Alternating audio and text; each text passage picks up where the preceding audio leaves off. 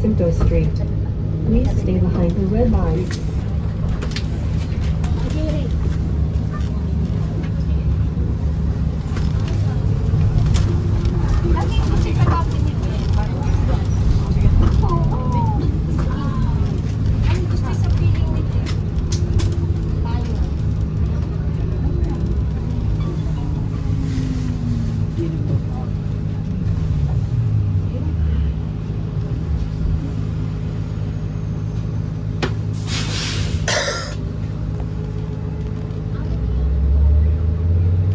Sasakay na tayo, mami. Pagkatapos ito, sasakay na tayo papunta ng ferry.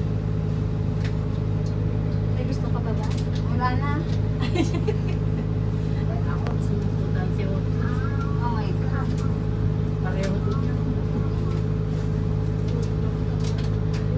Baka nandun si ano. Gusto pa yan, si grocery natin.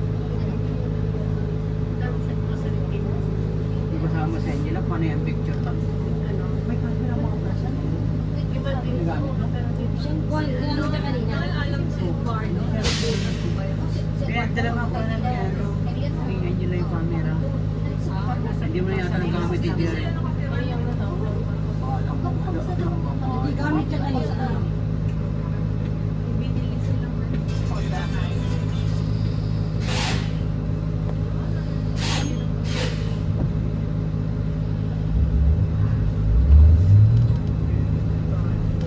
baka mas marami yung hot bar nila.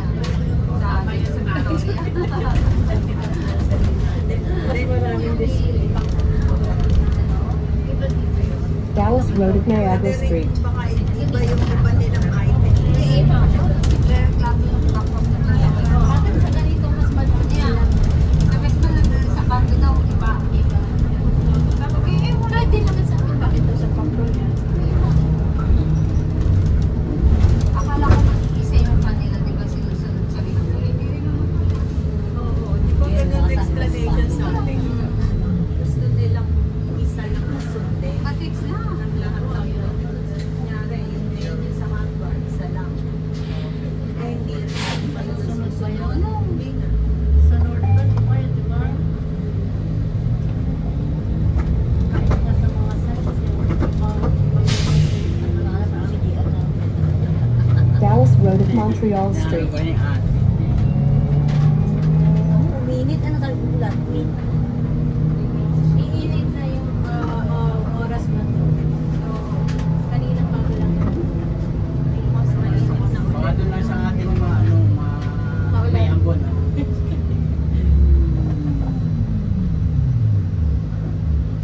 Pero mainit na yata bukas eh.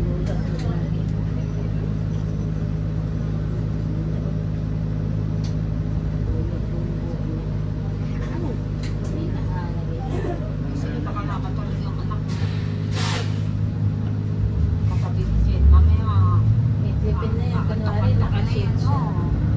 Hindi, pag umarok yun, tulog na yun. Hindi pa. Kita ko nung nasa ano, bus. Oswego Street at Dallas Road. Parang Koreano.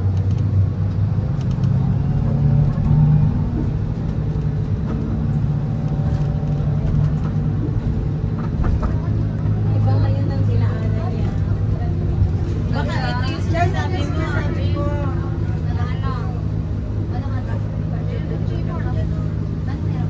parang ito yung 0 point. Dagat, ano.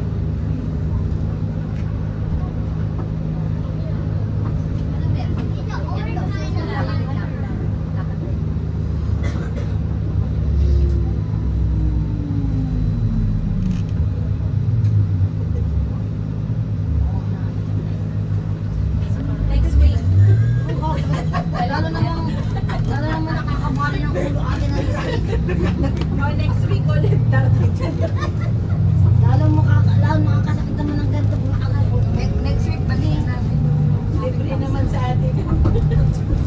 Basta tandaan niyo, Tuesday. Oswego Street at St. James Street.